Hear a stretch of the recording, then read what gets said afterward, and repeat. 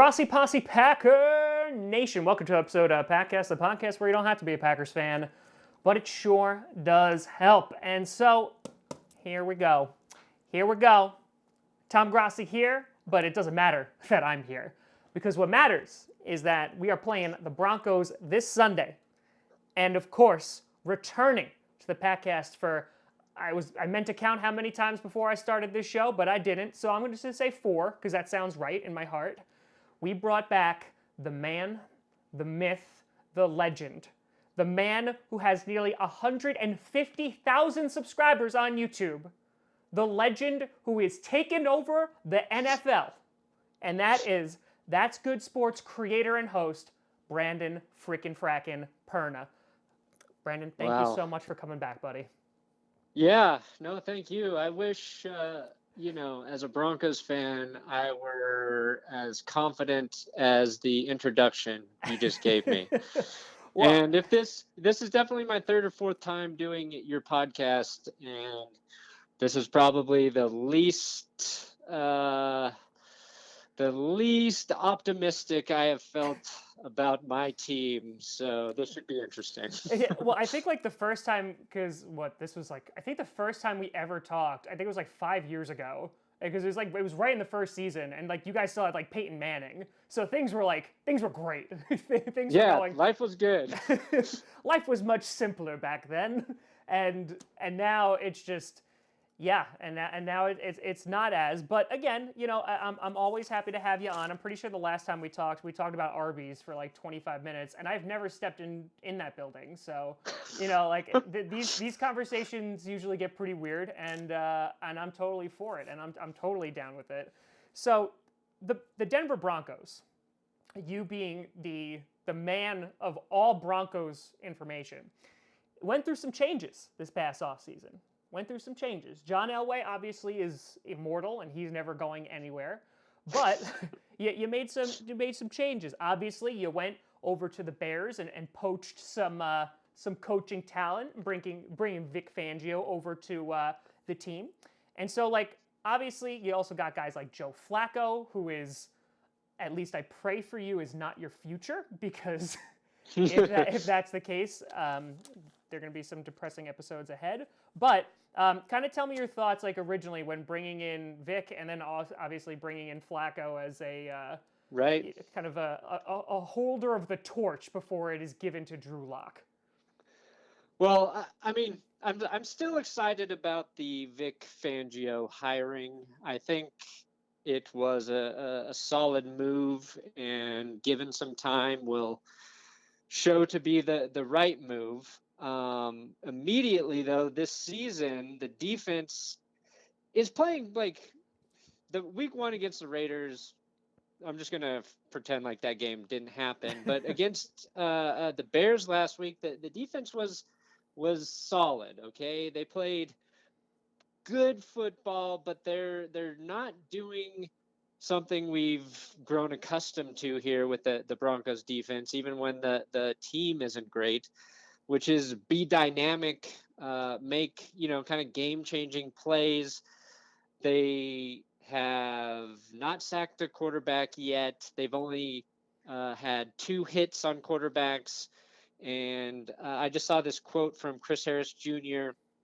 When they're asking about playing Aaron Rodgers this week and containing him, as they did in 2015, he said, "We were able to play man-to-man and bring heat every time. We're not able to do that now." So Chris Harris is one of the guys who isn't going to BS you. You know what I mean? Yeah. So hearing that from him is a little bit concerning. But that said, I believe Fangio and Ed Donatel will get the defense kind of running the way they want it to. And actually, the Joe Flacco acquisition, so far this season, he's been decent. Which is all you can really ask for at this point. Yeah, he's been Joe Flacco, where he hasn't done anything to lose the games for the Broncos. Yeah. His touchdown pass to Emmanuel Sanders last week was a thing of beauty. He had I believe his touchdown the week before was to Sanders. So he is playing very Joe Flacco football, though, because when the Broncos get into the red zone, there's still like a good chance they're not going to score a touchdown. And that's not all Joe Flacco's fault.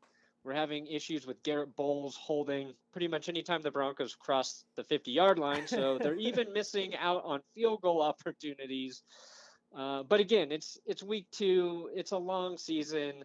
I said I think the Broncos by the end of the year will be in a good position in terms of the way the team looks, but right now it's a fire sale. Everything is burning here in Denver. Yeah. Okay. So I love how like we started off with like some kind of level of optimism, and we ended with fire sale. So like that went okay. That went down into the negative real quick. But like when you're talking about, first of all, you're not the Dolphins, so things can always be worse. Right. You could be the Denver Broncos, but in Florida. So that could be significantly worse. Like even if everything stayed the same, but just geographically you were in Florida, your life would be that much worse for it. Right. So again, things could always be so much worse.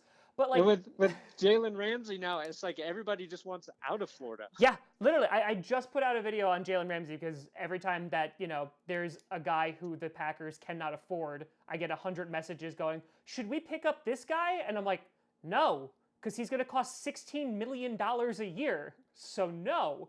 But again, like you're 100% right. Like everybody's just like, I don't want to be in Miami. The Buccaneers don't want to be. Every Buccaneer does not want to be a Buccaneer. And then who wants to be on the Jaguars? I mean, even Leonard Fournette, tried to get really, really fat last year and go the Eddie Lacy route and be like, oh man, I can't play football no more. But then they made him get in shape. So it's just Florida. Yeah, is just hurting for talent and wins right now. But I mean, like, there's a couple questions I have for you in regards to that. But when you were talking about the last time, that the Packers and the Broncos faced off, right? Like you were known, every time I've spoken to you, you were known for that amazing defense, right? Even when Peyton Manning was like literally being like wheeled out on a stretcher, like out onto the field, and they were just like animating his corpse to make a throwing motion. Like your defense was just like, it's okay, buddy, we got you. We'll get you this last ring. So like over the years, like what has kind of happened? Has it just been like all those free agents have just gone away now and haven't been replaced? Is it been just like personnel changes? Like what has happened to that defense? Because I read that statistic today too, that they haven't gotten to the quarterback yet for a sack yet this season. And that's kind of been like their staple, right? They've always had like that dynamic pass rush. And so like over the years, like when did it happen that we were like, oh, like the defense is not what it used to be anymore? Yeah, I mean, losing players is probably the biggest thing. Losing Wade Phillips was also a big blow to, I think, the way that defense was sort of just called in terms of like Wade Phillips is going to take risks when he has the players to sort of, garner that sort of confidence. So John Elway not wanting to pay Wade Phillips was a huge mistake. But even immediately following, Super Bowl 50, the Broncos lose Malik Jackson and Danny Trevathan in free agency. And since losing Danny, they haven't found a linebacker who was able to cover tight ends and running backs the way Danny was. Him and Brandon Marshall had great chemistry as linebackers. Malik Jackson's presence on the defensive line was a big void to also try and fill. And then you lose Aqib Talib after that. TJ Ward. Yeah. Darian Stewart's play started to decline. And, there are players they have there now in Justin Simmons at safety, Will Parks. But really, the only guy I feel that is constantly reliable still is Chris Harris Jr., who is always great. He's the most underrated player, I feel like, in the NFL, but he doesn't have Talib opposite of him. They tried to, signed Bryce Callahan from the Bears, but he's still hurt, so he hasn't been on the field. Yeah. Their starting linebacker, Todd Davis, hasn't played yet this season. And the defensive line has not been, they've been, I feel, sort of just outplayed physically up front. Mm-hmm. And I think that has also contributed to, the pass rushers in Von Miller and Bradley Chubb not being able to get, and hit quarterbacks like we want to. So again, getting Bryce Callahan back, getting Todd Davis in the lineup after a couple of weeks with, Fangio, I feel like the defense will get back to being good, but losing like all of those really good players, it obviously like takes its toll. Of course. And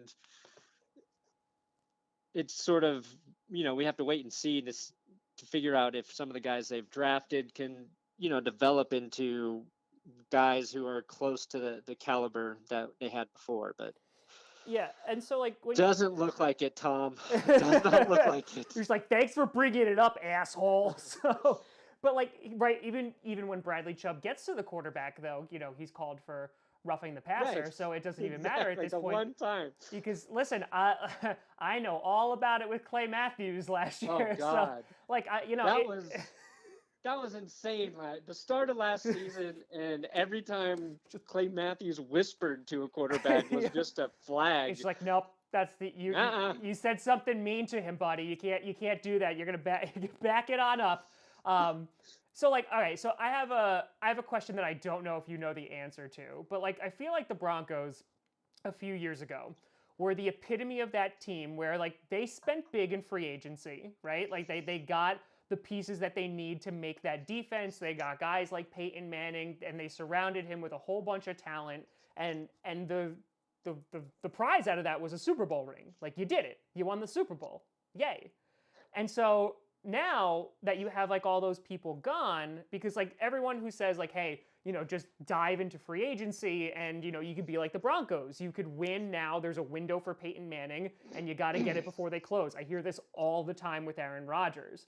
And so as a Broncos fan, like for you, where you are right now in kind of like this transitional, like weird phase, is it worth it to like kind of go balls to the wall, all in on free agency for a better, and I'm using better in like quotation marks because it always doesn't work out, like to get a Super Bowl ring and then have a few years where you're not necessarily in playoff contention? Oh yeah, totally worth it. Okay. That Super Bowl victory is, I think like after that happened, I said that buys Elway and Kubiak 10 years to do whatever the hell they want. And Kubiak only lasted 1 year. So it's tricky. Every organization's different. I think like if I had Aaron Rodgers, and I think the Packers are in a good situation right now where it looks like your defense is going to be better than it has been in quite a while. Yeah, just because they're alive, but yes. Right, yeah. And, I mean, you have Aaron Rodgers and a new head coach kind of figuring each other out and how that offense is going to come together. And if the Packers don't get deep into the playoffs this year, I don't know what your cap situation's like this offseason, but if I were the Packers GM and I could add a handful of high caliber free agents in the 2020 offseason, I would definitely try to do it to sneak in that window while you still have Aaron Rodgers. Yeah. I didn't know Peyton Manning's, would decline so rapidly, and I don't think that's going to happen to Aaron Rodgers, but Aaron Rodgers does have kind of a shitty injury history over the last couple of years. So you never know. It's true. And Packers, they've been pretty good at drafting players for the most part. So that's always positive. But yeah, but you can spend a lot of money on free agents and none of them pan out. Correct. We've seen that happen plenty of times in the NFL. Absolutely. Yeah. So like, that's what I'm saying. It's always a gamble. Like, so like right now, for like the first time since I've been alive, Brian Gutekunst is just like, hey, we're going to go out and spend a crap ton of money on free agents. And like, it has seemed to pay off, right? We have Amos who's doing well, Zadarius Smith, who, oh my God, Right. I love that man with all my heart and soul and would die for him. And I like, it's only been 2 weeks. And then even Preston Smith, like just the amount of pressure we're getting on opposing quarterbacks, it is night and day compared to what we've done in the past like 5 years. And Right. so in that case, you're just like, yes. And there is a little bit of like, man, if we did this a little bit sooner, maybe like, you know, those times where we made the NFC Championship, we could have actually gone to the Super Bowl a little bit, because like in Green Bay, usually everyone sticks around a little bit too long than they should have. But it feels like with this changing of the guard, with the new GM, new head coach, what have you, like we're not afraid to let guys go, even if they're like fan favorites like Jordy Nelson or Randall Cobb or Clay Matthews, what have you. But I agree. Like this is the first time that I can actually like look at this defense and being like, oh, they actually could win us a game. Oh, okay. Like that's such a weird, different feeling. I mean, seeing how excited Rodgers was after that first game about the defense was awesome. Yeah. And you like just his reaction, you could tell like he is not used to having that. Yeah. And I think it'll definitely pay off, and it should pay off this season. And once the offense puts a full game together, I think we'll be like, oh shit, the Packers are really good.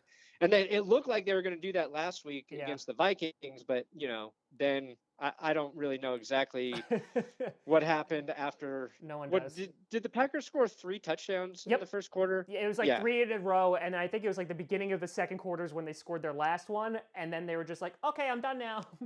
Yeah, I mean, that could be the Vikings defense plays better, or the Packers kind of just go into cruise control mode. But they, you know, if they played the Dolphins, they could definitely score over 50 points, I think. I mean, at this point, I'm like, there's always that question of just like, if the best college team ever played the worst NFL team, and everyone's like, no, the NFL team would always win. I'm like,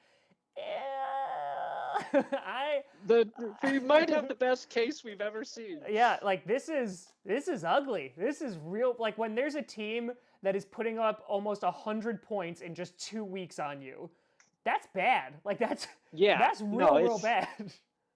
It's historically bad. And I think I was checking the stat, and I believe the defense that's given up the most points in a season, it was the Baltimore Colts, and it was like 533 points. Oh Jesus! And the Dolphins are on pace to give up like 826 points or something.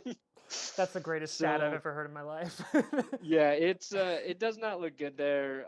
I think they've really, you know, I don't know, been unfair to Josh Rosen. They keep putting him into the game when the team has already given up. Yeah. It's literally like the worst thing you could do. I feel so bad for him because he got such a crap deal in Arizona because they didn't give him any offensive line. He had no help whatsoever. And then they're like, okay, let's ship you off to the Dolphins. Oh, and he's like, okay, well, you know, at least I have a good tackle. And then Tunsil gets off the team too. And he's like, shit. Well, now here we go again. I'll go in when we're down 40 points and I'll try to make a comeback, guys. And like, you know, like, because if they're tanking it right. And they're just going to bring some high caliber quarterback in next year. And Rosen's going to be like, well, maybe next year I'll be able to be an actual quarterback somewhere. Like, I feel so bad for him. And I just want him to do well. Yeah, it's like the first time we could see a first-round drafted quarterback traded back-to-back seasons after being taken in the first. Yeah, Jamarcus Russell, I don't even think has that distinction. So it's no. So speaking of quarterbacks, right? So like after Peyton Manning leaves, like there is like this. Okay, well, who's gonna fill the really big helmet now that Peyton Manning left? And so like for example, you had the man, the myth, the legend, Paxton Lynch, right? That was a thing that occurred here. And isn't he going out to the Steelers, I think? Like he's going out for a tryout there? He is. The Steelers signed him to their practice squad today. There you go. So. There you go. So you have him, and you had, did you get Simeon or did you get We had Keenum? Trevor Simeon, who you saw get his ankle ligaments torn to shreds last night. Yep. And we had Brock Osweiler. Oh, yeah. which I believe is not on a team right I now. don't think he So, is. and then we had Case Keenum, who is starting for Washington. Actually had a really good week one, but He did.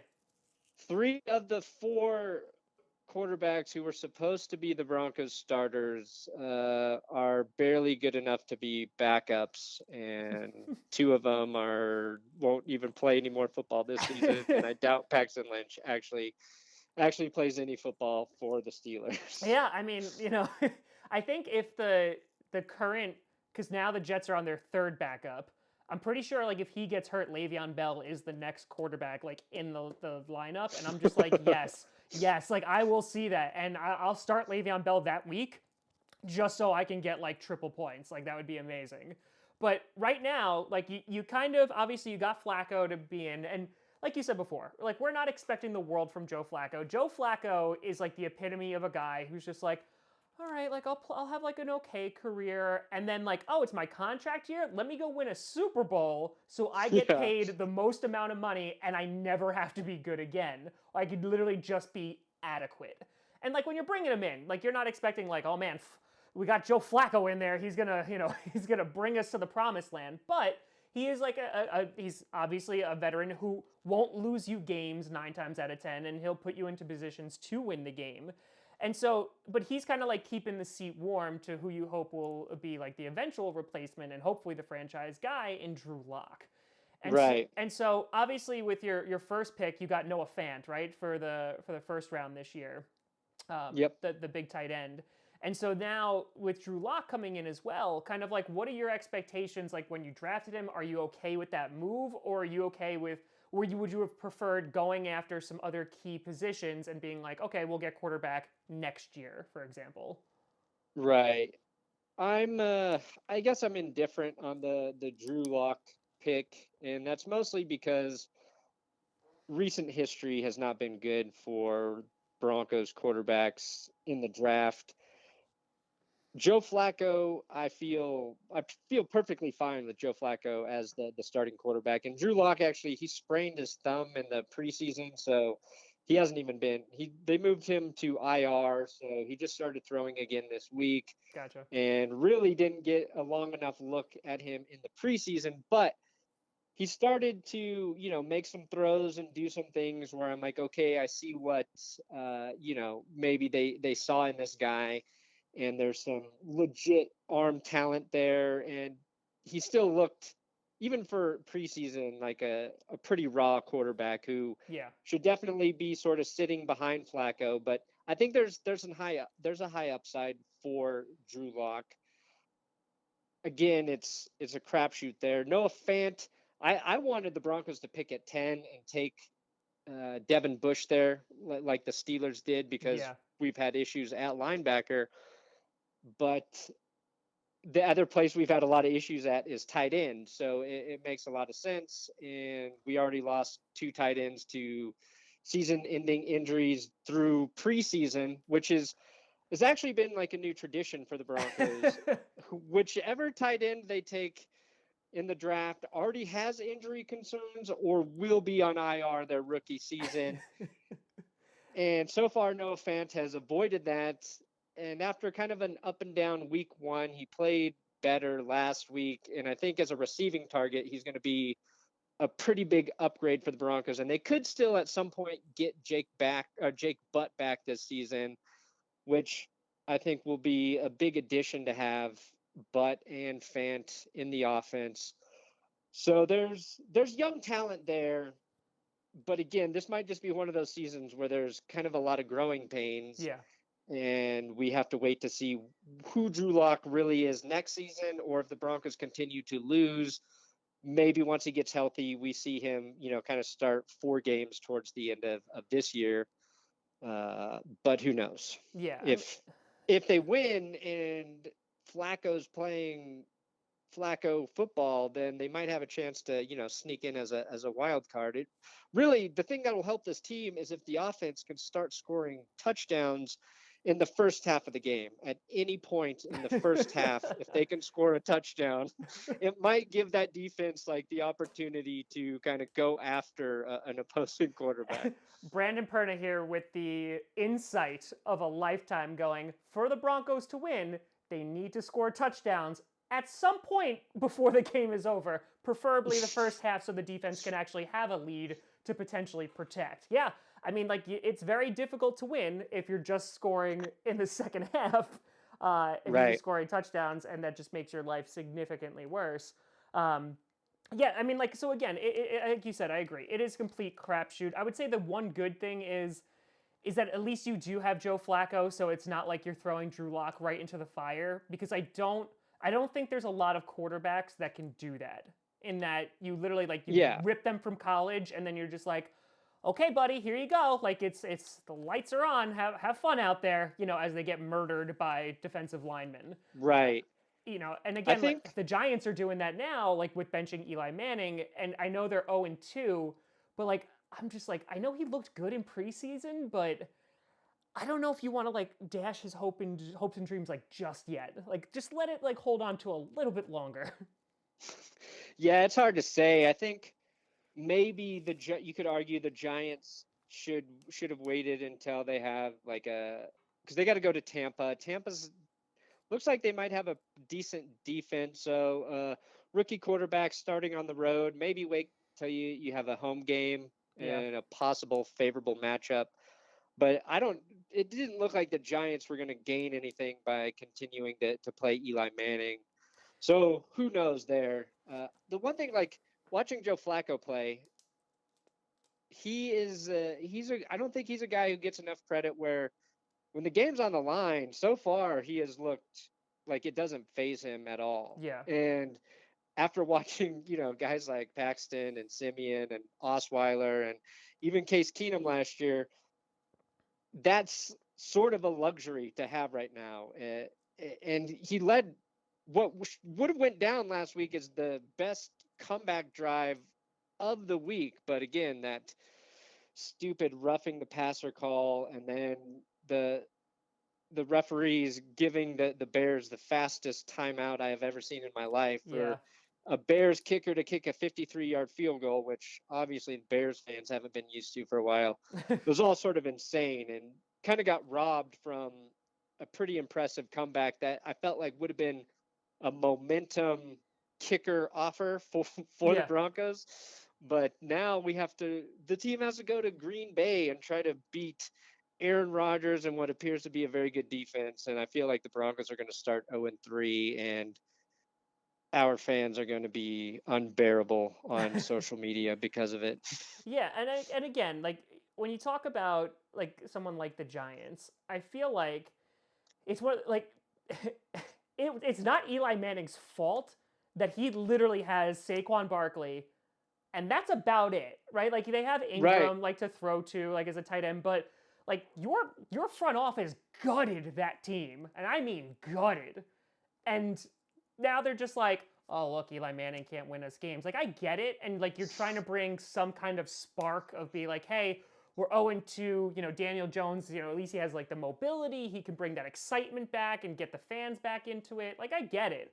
But like if that goes poorly, like this season is going to be unbearable for, like you were saying, with the Broncos. Like it's also going to be unbearable for the Giants because they're like, at least we have this hope of like, this potential future star in Daniel Jones. But I mean, like that's a huge risk to take. But again, like, I guess you get to find out sooner or later. So it'll be interesting to see, from a Broncos perspective, because like you said, if the Broncos are able to go into Lambeau and they're able to win, like that's a huge booster too. Like obviously you're super down after, a game that you should have won last week, if it wasn't for referees. But, I think that it could go either both ways. If either this is going to be like crap, we're 0-3, like we're already in a hole, which is not going to make anybody feel good in Denver. But, if you go and knock off the Packers, who are undefeated right now, like that's a nice boost the other direction. Yeah, it's like they have to do that, I think, to give the new coach in the locker room confidence.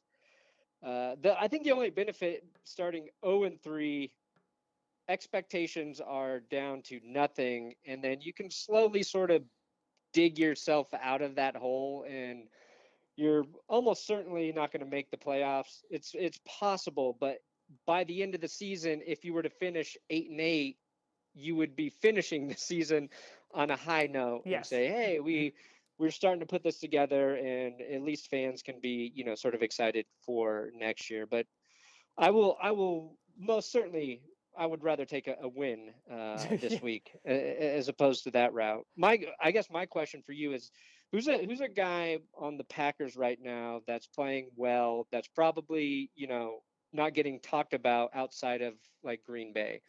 Yeah, so I mean, obviously, so like Darnell Savage, for example, like he was in a boot at the end of the game last week, but it seems like he just like messed up his shin a little bit, so he should be able to play. But he had a couple of like missed tackles or whatever, but he's been playing pretty damn good. I mentioned Zadarius Smith before, but like I keep on just watching him, and he is always there. He's breaking up every single thing. He's in the quarterback's face, he's tackling the runner.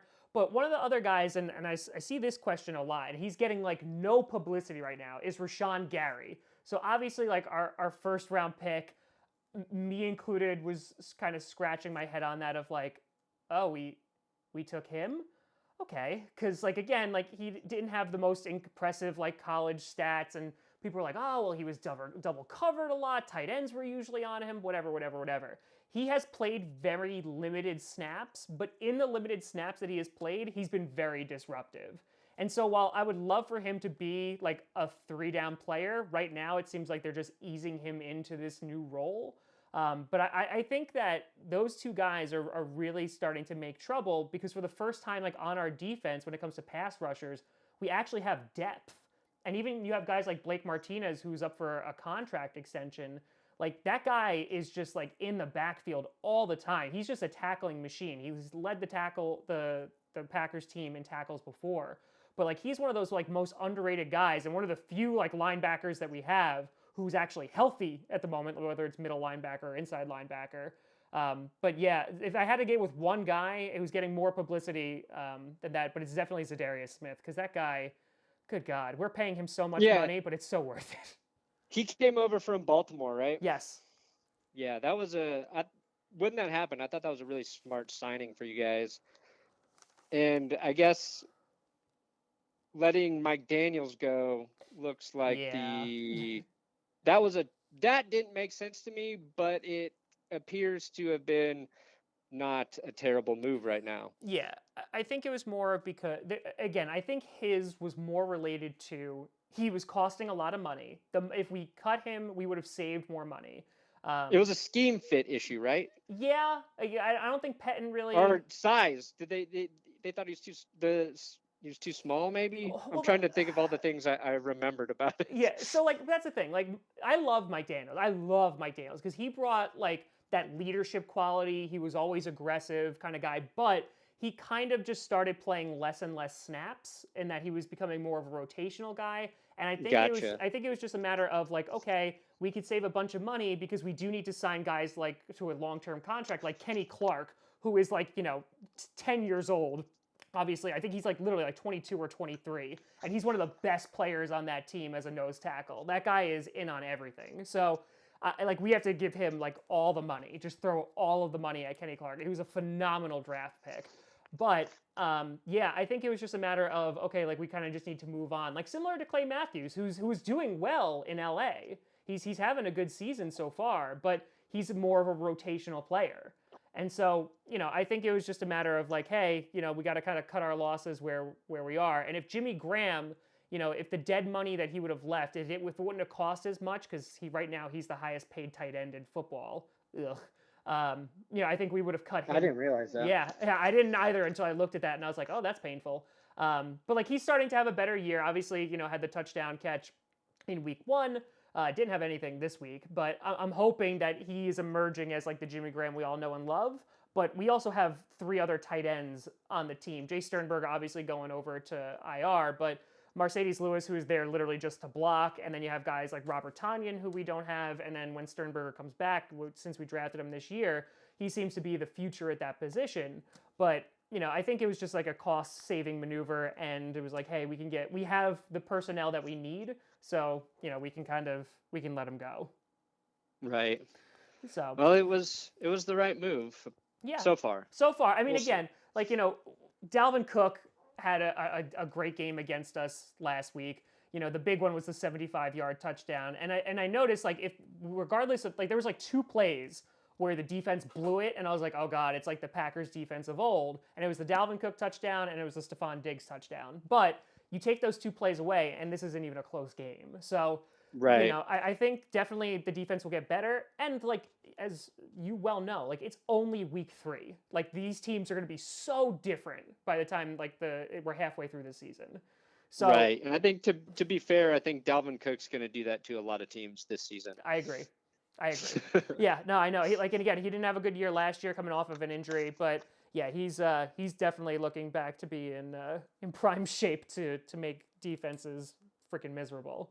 So you right now for the Broncos, kind of looking ahead at the season and trying to predict it, you're in one of the toughest divisions in that you have obviously the Chiefs who, were an offsides away and a crappy roughing the passer last year too from being in the Super Bowl.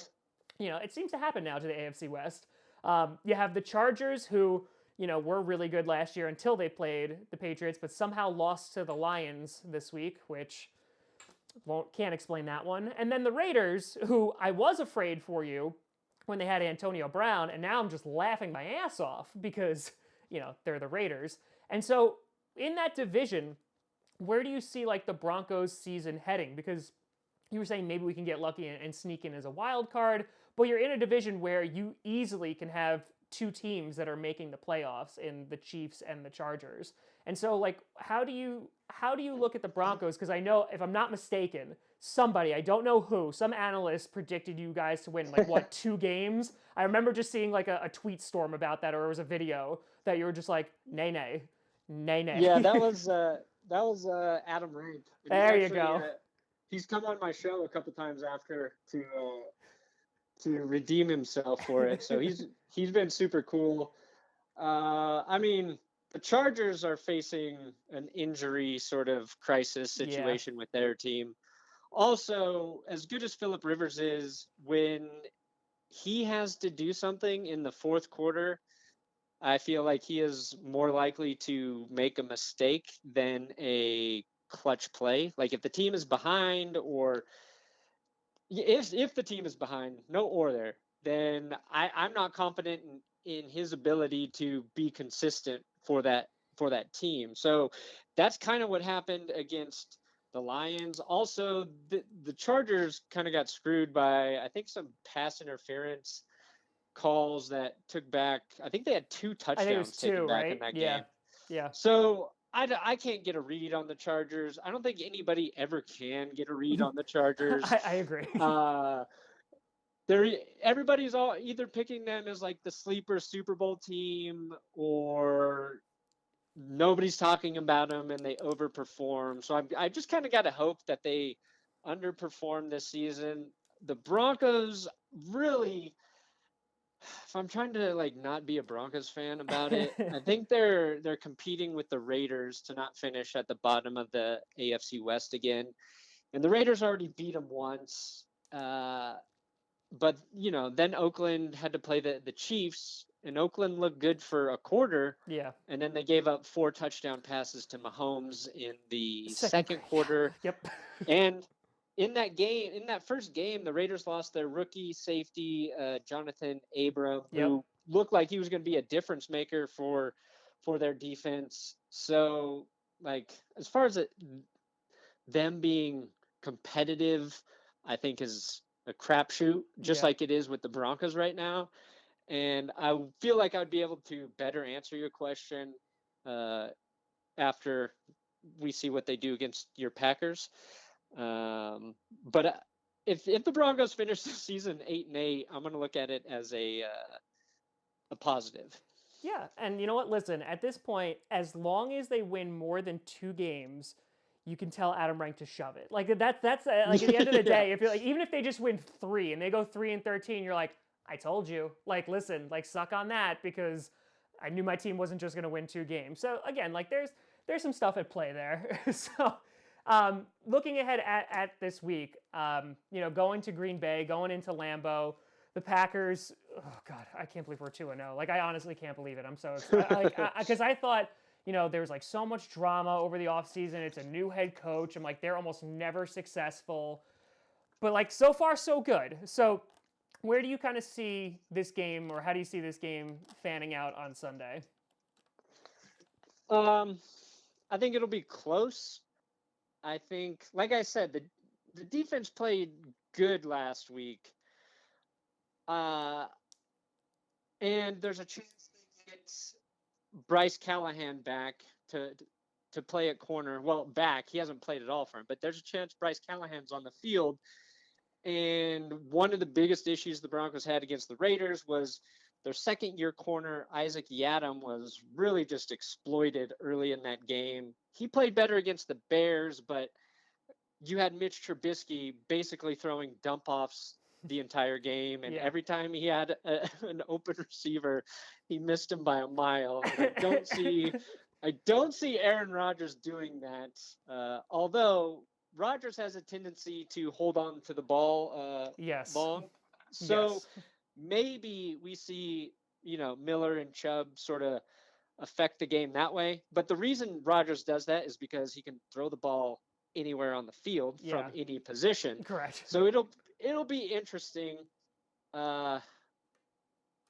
Again, I think it really comes down to the Broncos offense being able to get into the end zone in the first half once or twice.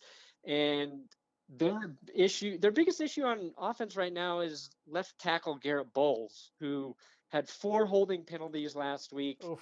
It was probably like one of the biggest stories here in Denver. He's led the league in holds the last 2 seasons. Like it's a legit problem where your left tackle is costing your team points. So if he plays smart football, there's talent on the offense that hasn't really been utilized yet. Emmanuel Sanders is playing great.